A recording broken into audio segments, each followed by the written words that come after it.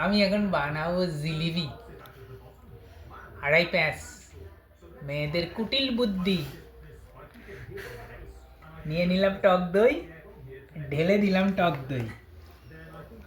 আছে 250, দেবো 100, দিয়ে দিলাম 100। এবার দেবো জল, জল করবো এবার পাতলা জল, এমনভাবে মেশাবো যাতে পুরো দুধের মতো হয়ে যায়। দিলাম জল, এবার ফেটাবো। মারো মারো মারো, ফেটাও ফেটাও ফেটাও ফেটাও ফেটাও ফেটাও ফেটাও ফেটাও ফেটাও।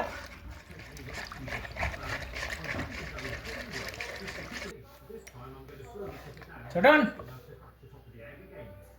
কত জিলিপি খাবি বল? এইবার মেশাবো ময়দা।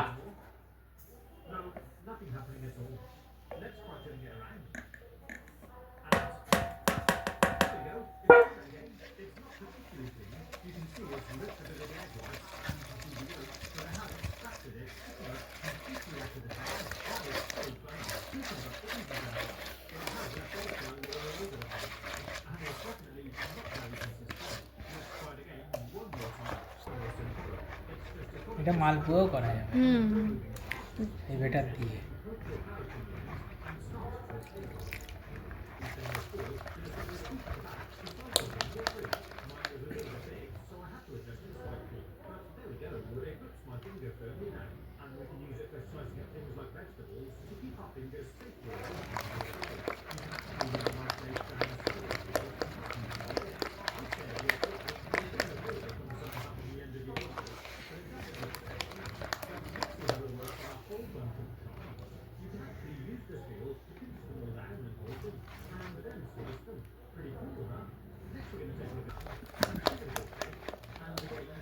হয়ে গেছে আমার ফেটানো, ব্যাটারটা ঠিকঠাক পড়ছে।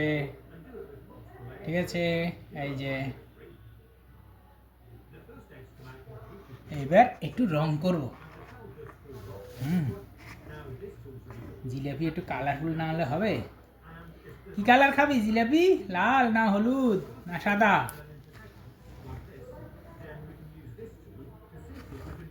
ফুড কালার দিয়ে দিই।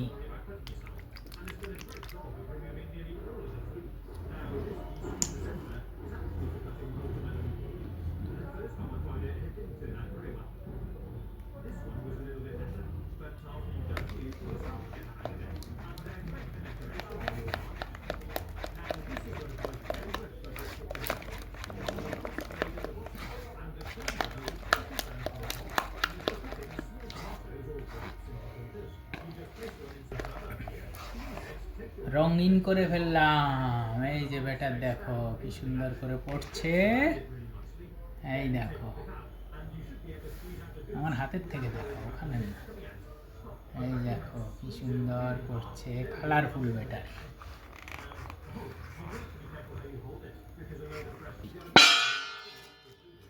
দিই ঢাকা দিই, দিলাম ঢেকে, থাক পড়ে এবার। এবার আমি চলে আসলাম ভয়েস দিতে তোমাদের সামনে।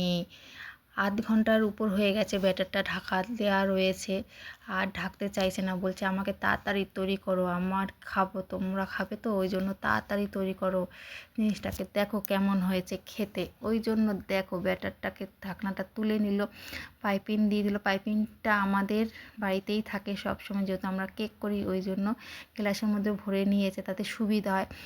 তোমরা করতে পারো বোতল বা বোতলের ক্যাপটাকে ফুটো করে, বা আরেকটা দুধের প্যাকেটও করতে পারো। এটা আমাদের সুবিধা হয় তাই আমাদের বাড়িতে রয়েছে, করে নিলাম। এটা পাইপিংটা কাটা ছিল না মুখটা, ওই জন্য দেখো ঠিক কেটে নিল, বেশি সরুও না বেশি মোটাও না, যাতে খুব সুন্দর করে পড়ে, শেপটা যাতে সুন্দর করে আসে পাইপিংয়ে। আর আমি এখানে তেল গরম করতে বসিয়ে দিয়েছি। তেল করতে, জিলিপি করতে কিন্তু ভাজা তেলে করতে হবে, একদম অনেকটাই তেল দিয়েছি যাতে ভালো মতন ভাজে। আর এই দেখো জিলিপি করছে, জিলিপি কি বলে আড়াই প্যাঁচ।